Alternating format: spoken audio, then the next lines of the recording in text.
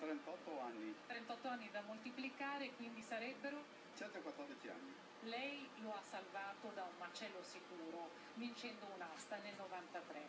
Quanto ha speso per questo periroso? Questo vale erano le lire allora, era 600.000 lire. Ho speso 1.250.000, vedi? Sì, sì. Allora, maschio, 212 numero matricola, del nato 1900, classe 1979. Ma il roso perché? Il roso perché? Perché sono nominativo da quando è nato. Ha anche sfilato, partecipato all'ultima parata il roso, un record. Sì, l'abbiamo portato grazie anche al consenso che abbiamo avuto da due repubblicani, non uno. C'è sempre stato un rapporto strettissimo tra i mulli e gli alpini, vero? Fatica, sofferenza. Sì, non solo fatica e sofferenza, perché il mulo non è solo un animale, ma è un qualcosa di più.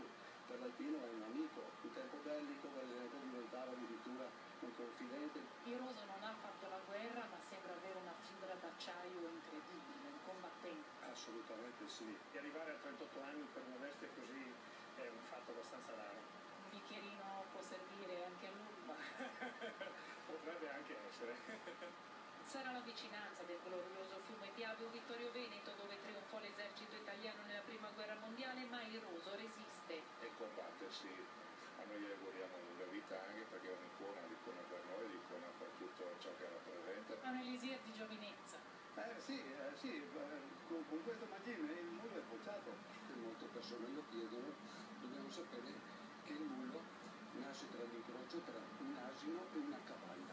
Cos'ha più il mulo del cavallo, per esempio? Perché è più forte, è resistente, questo un mulo non di più. A quanti anni è morto?